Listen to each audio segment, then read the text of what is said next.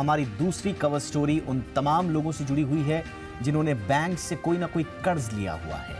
भारतीय reserve bank यानी RBI ने देश के करोड़ों लोन लेने वालों को बड़ा तोहफा दिया है। आरबीआई ने बैंकों और दूसरे वित्तीय संस्थानों से कहा है कि इंटरेस्ट रेट्स नए सिरे से तय करते समय वो लोन लिए हुए ग्राहकों को ब्याज की फिक्स दर चुनने का विकल्प जरूर दें।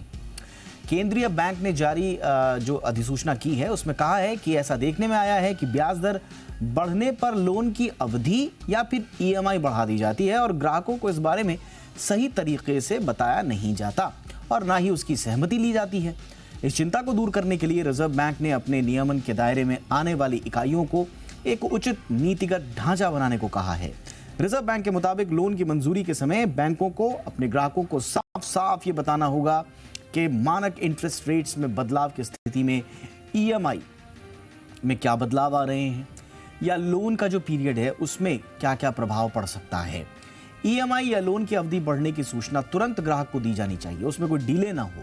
केंद्रीय बैंक ने यह भी कहा कि ब्याज दरों को नए सिरे से तय करते समय बैंक ग्राहकों को फिक्स्ड ब्याज दर को चुनने का विकल्प दें, जैसा हमने आपको बताया, और इसके लिए नीति भी बनाएं। इसके साथ ही जो तमाम जानकारियां हैं वो एक ग्राहक तक जरूर पहुंचे, ये सुनिश्चित करना चाहिए। ग्राहकों को समय से पहले या पूरा आंशिक रूप से लोन भुगतान की मंजूरी भी दी जाए। ये भी बड़ा होता है कि लोग चाहते हैं कि वो समय से पहले उसका भुगतान कर दे, लेकिन उसमें कई तरह के नियम कायदे आ जाते हैं। ये सुविधा उन्हें कर्ज की अवधि के दौरान किसी भी समय मिलनी चाहिए कि वो अपना पूरा लोन चुकाकर वापस हो जाएं। आपको बताएं कि आरबीआई ने पिछले हफ्ते पेश आरबीआई एमपीसी में लोन लेने वालों को फ्लोटिंग ब्याज दर में विकल्प चुनने की अनुमति देने की बात कही थी और इसके अलावा जो खास बात कही है, जो ब्याज पर ब्याज लगता है वो खत्म करें और इस तरह से ग्राहक के अधिकारों को सुरक्षित रखने की दिशा में आरबीआई का बड़ा कदम। लेकिन थोड़ा सा और इसे समझते हैं विस्तार से। बातचीत करने के लिए मेरे साथ खास मेहमान आर के टक्कर साहब इस वक्त मेरे साथ मौजूद हैं। पूर्व एमडी एंड सीईओ हैं यूको बैंक के। टक्कर सर, बहुत बहुत स्वागत है आपका।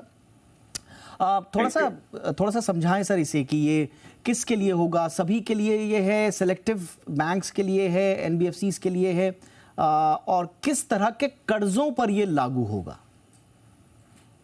ये जो रिजर्व बैंक ने अभी जो नई गाइडलाइन इशू की हैं, इसको हम जैसे आपने कहा कि ये दो एक चीजों के ऊपर इशू की गई हैं। एक तो है जो बोरोर्स को होम लोन्स के ऊपर जो फिक्स्ड और फ्लोटिंग है। अभी एक बार अगर बोरोर ऑप्ट कर लेता था तो उसको वही रेट ऑफ इंटरेस्ट, चाहे वो फ्लोटिंग है चाहे वो फिक्स्ड है, वही चलता था for the entire duration of the loan. अब आरबीआई ने ये कहा है कि बोरोर को ऑप्शन देनी चाहिए बीच में, चाहे बैंक उसके लिए कुछ चार्जेस भी लगा सकता है, उसमें बैंक को छूट दी गई है, लेकिन बोरोर के पास ऑप्शन होनी चाहिए कि वो फ्लोटिंग से फिक्स रेट में कन्वर्ट कर सकता है। ये इसलिए ये किया गया है कि अभी जैसे पिछले समझिए करीब 1.5 साल में जो ब्याज दरें बढ़ी हैं, उसमें क्या हुआ है, स्पेशली होम लोन बोरोर्स या जो रिटेल लोन्स थे, उसमें बैंकों ने क्या किया कि बोरोर्स की जो ईएमआई का जो पीरियड था, बाय एंड लार्ज वो पीरियड इंक्रीज करते गए। लेकिन उसमें भी कई बारी दिक्कतें ये आ जाती हैं कि एक तो जो बोरोर की इतने लंबे समय तक वो उसको सर्विस कर पाएगा। दूसरा, कई बारी बोरोर्स की एज प्रोफाइल भी ऐसी होती है कि वो कई बारी जो बैंक्स नॉर्मली 70 इयर्स तक लोन देते हैं, मैक्सिमम 75 इयर्स तक भी देते हैं, कई बार वो भी एक्सीड हो जाता है। और दूसरी ऑप्शन होती है कि बोरोर की ईएमआई को इंक्रीज किया जाए, वेदर बोरोर की कैपेसिटी है नहीं है।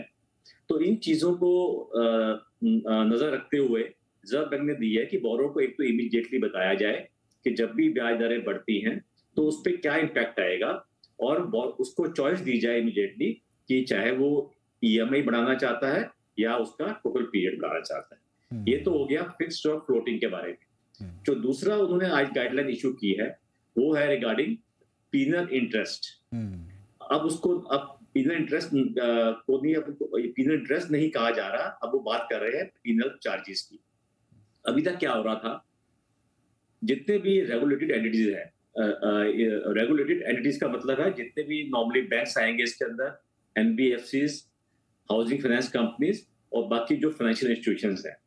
तो ये सब कवर्ड होते हैं in the term regulated entities, और ये दोनों जो मैं गाइडलाइंस की बात कर रहा हूँ इन सब पे अप्लाई करती है। अभी तक क्या था कि जब बैंक्स और जो बाकी इंस्टीट्यूशंस हैं वो कभी भी कोई बोरोवर कोई टर्म्स एंड कंडीशन को कंप्लाई नहीं करता या कुछ डिफॉल्ट करता है तो उस पे वो पीनल इंटरेस्ट चार्ज करते थे। और ये जो पीनल इंटरेस्ट चार्ज करते हैं इसका कुछ परसेंटेज एज पर जो भी बैंक की या एनबीएफसी की या कोई भी आरई की जो भी इंटरनल पॉलिसी है उसके बेस पे चार्ज करते थे। लेकिन आज तक क्या हो रहा है कि ये as a penal interest charge किया गया है। तो पीनल इंटरेस्ट चार्ज करने से क्या होता था कि जो बोरोवर के ऊपर एक तो लायबिलिटी एक्स्ट्रा आ गई और दूसरा ये था कि उस पर ब्याज पे फिर ब्याज लगना शुरू हो जाता था। तो जो उसके लिए फिर वो जो उसकी ईएमआई है उसको चुकाना बहुत मुश्किल हो जाता था। तो ये एक दिक्कत आ रही थी।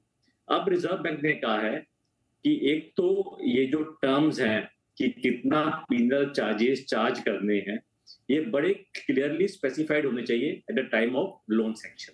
जो उसका लोन एग्रीमेंट होगा और जो मेजर टर्म्स एंड कंडीशन जहां पे लिखी जाएंगी उसमें ये एक कंडीशन होगी कि अगर कौन सी मेजर कंडीशन अगर वो कंप्लाई नहीं करता या किस सर्कमस्टांसेस में बैंक उसके लिए पीनल चार्जेस ले सकता है और क्वांटम ऑफ पीनल चार्जेस भी मतलब वहां पे बताया जाएगा। वो फिक्स्ड होगा सर? और ये इसका फर्क पीनल चार्जेस और इंटरेस्ट में ये है कि पहले इंटरेस्ट लगता था पीनल इंटरेस्ट तो उस पर ब्याज पे ब्याज लगना शुरू हो जाता था। लेकिन अब जो आरबीआई का नया सर्कुलर है उसमें ग्राहक को एक खाली पीनल चार्जेस लगेंगे। तो ये चार्जेस फिक्स्ड होंगे सर? ब्याज के ऊपर ब्याज लगेगा। ये चार्जेस फिक्स्ड होंगे क्या सर? सॉरी, पीनल चार्जेस क्या फिक्स्ड होंगे सर? ये देखिए अगर ब्याज हम लगाते हैं तो वो अकाउंट में डेबिट हो जाता है। इसका वो बैंकों को एज अ मोडस ऑपरेंडी क्या करना पड़ेगा अपने खातों में, ये इसको सेपरेटली शो करना पड़ेगा कि इतने चार्जेस लगे हैं जिसकी अलग से रिकवरी होगी। तो उसके जो बोरोवर है उस पे ब्याज के ऊपर जो ब्याज लगता था उसका लोड नहीं आएगा और ये पहले ही क्वांटिफाइड होंगे कि किन सर्कमस्टांसेस में कितने चार्ज लगने हैं। बोरोवर को प्रॉपर नोटिस भेजा जाएगा और उसके बाद ही बोरोवर पे ये चार्जेस लगेंगे। अच्छा, एक और क्लैरिटी चाहिए थी सर। एक तो ये अगले साल से ये लागू होगा, क्या इसे इस साल से लागू किया जाना थोड़ा सा दुष्कर था? और क्या ये उन लोगों को क्या जिनके साथ वसूली हो गई है क्या उनके पैसे वापस मिलने का कोई प्रावधान है इसमें? नहीं, देखिए ये जो गाइडलाइंस है ये विद रेट्रोस्पेक्टिव इफेक्ट नहीं है, प्रोस्पेक्टिव इफेक्ट से ही है और ये 1 जनवरी 2024 से लागू होंगी। जो पहले किस पे चार्जेस लग चुके हैं वो एज इट इज कंटिन्यू करेंगे, लेकिन आगे आने वाले समय के लिए ये सब चीजें बहुत ट्रांसपेरेंट वे में उनको बताई जाएगी और उसी हिसाब से उनसे चार्ज की जाएगी। ओके, एक मेरा आखिरी सवाल सर, इस पर बैंकों की इनकम पर किस तरह का असर होगा? क्योंकि पहले तो बैंक शायद इसीलिए ले रहे थे कि उनको ज्यादा पैसे मिल सकें या फिर ज्यादा सुरक्षित उनकी रिकवरी हो पाए, तो क्या इनकम पर कोई असर पड़ेगा सर? देखिए अगर आप जो रिजर्व बैंक का जो सर्कुलर देखें उसमें बड़ा क्लियरली स्पेसिफाई किया गया है कि ये जो पीनल चार्जेस लगाने हैं ये एक रेवेन्यू जनरेशन मैकेनिज्म को नहीं देखा जाना चाहिए। मतलब ये बैंकों के लिए एक रेवेन्यू जनरेशन नहीं होना चाहिए बल्कि एक टाइप का एक वो आप उनसे इसलिए ले रहे हैं ताकि उनके ऊपर क्रेडिट डिसिप्लिन हो। क्योंकि कई बार क्या करता है कि काफी केसेस में बैंकों को लोन को रिलीज करना पड़ता है pending compliance of certain terms and conditions, या कुछ ऐसी टर्म्स एंड कंडीशंस होती हैं कि जो कि लोन के डिसबर्स होने के बाद ही कॉम्प्लाई भी होनी होती है जी।